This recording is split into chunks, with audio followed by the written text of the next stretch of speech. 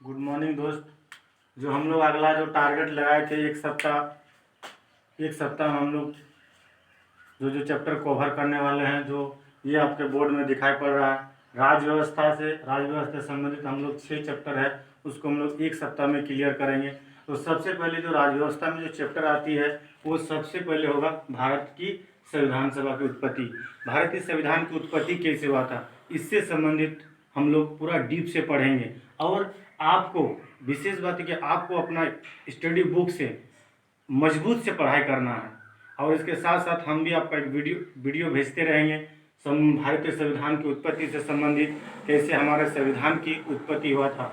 इसके बाद ये दूसरा चैप्टर है भारतीय संविधान की विकास। भारतीय संविधान की कैसे विकास हुआ और कैसे अंग्रेज जो हमारे देश पर सत्ता जमाए, एक व्यापार के माध्यम से आए थे व्यापारी करने के लिए, और वो हमारे देश में शासन जमाए। तो ये भारतीय संविधान की विकास से संबंधित हमारा अगला चैप्टर रहेगा। राज्य व्यवस्था से तीसरा चैप्टर भारतीय संविधान सभा। भारतीय संविधान सभा के बारे में, अर्थात भारतीय संविधान के निर्माण से संबंधित का चैप्टर हम लोग को पढ़ाई करना है। जैसे संविधान के निर्माण कैसे हुआ था, कैबिनेट मिशन के आया था, संविधान की गठन कैसे हुआ था, संविधान सभा की बैठक कब हुई थी, पहली बैठक कब हुई थी, संविधान को बनाने के लिए कितनी कमेटी का गठन किया गया था, इसको हम लोग विस्तार पूर्वक पढ़ेंगे।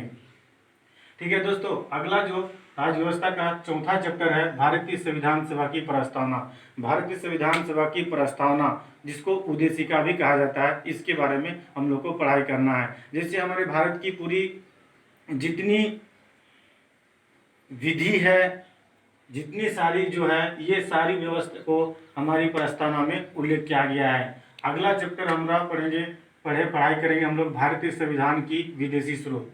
क्या पढ़ाई करेंगे? भारतीय संविधान की विदेशी स्रोत, यानी कि भारतीय संविधान को बनाने के लिए कितने देशों की सहयोग से हमारे देश में संविधान को निर्माण किया गया है, इसकी विदेशी स्रोत को पढ़ाई करना है। और अंत में राज्य व्यवस्था से हम लोग को भारत की अनुसूची के बारे में पढ़ाई करना है। जैसे अभी वर्तमान में फिलहाल 12 अनुसूची है, जब संविधान लागू हुआ था उस समय 8 अनुसूची थी। इन सारी सूचियों को एक विस्तार पूर्वक टेबल के रूप में हम लोग पढ़ाई करेंगे। ठीक है, तो दोस्तों राज्य व्यवस्था से हमारी ये 6 चैप्टर एक सप्ताह के लिए आपको कवर कराएंगे। ठीक है, और इसके साथ साथ आपको अपना एक स्टडी बुक से पढ़ाई करना है विस्तार पूर्वक। और जैसे एक सप्ताह के बाद हम लोग उसकी वीकली टेस्ट होगा, और टेस्ट में 100 क्वेश्चन रहेगा, 100 क्वेश्चन में आपको आंसर देना है। चलिए, भूगोल से हमारा अगला टारगेट क्या है एक सप्ताह का? सबसे पहले भारत की आंतरिक भूगोल। क्या दोस्तों? भारत की आंतरिक भूगोल। जैसे भारत में 29 राज्य, 8 केंद्र शासित प्रदेश है ना, तो इस सब के बारे में हम लोग को करना है। 28 राज्य 9 केंद्र शासित प्रदेश कहाँ पर स्थित है, इस सब के बारे में हम लोग को पढ़ाई करना है। भारत की बाह्य भूगोल, क्या करना है? भारत की बाह्य भूगोल के बारे में जानकारी करना है। इसके बाद भारत की दर्रा के बारे में हम लोग को पढ़ना है, और कैसे ट्रिक से पढ़ना है इसको। भारत की भौतिक स्वरूप के बारे में पढ़ना है। इसके बाद भारत की बंदरगाह के बारे में पढ़ना है। इसके बाद भारत की झीलों के बारे में पढ़ना है। ये हमारी भूगोल की अगला एक सप्ताह का टारगेट है। इसके बाद हम लोग को सेल्फ अपना स्टडी करना है करंट अफेयर्स के बारे में।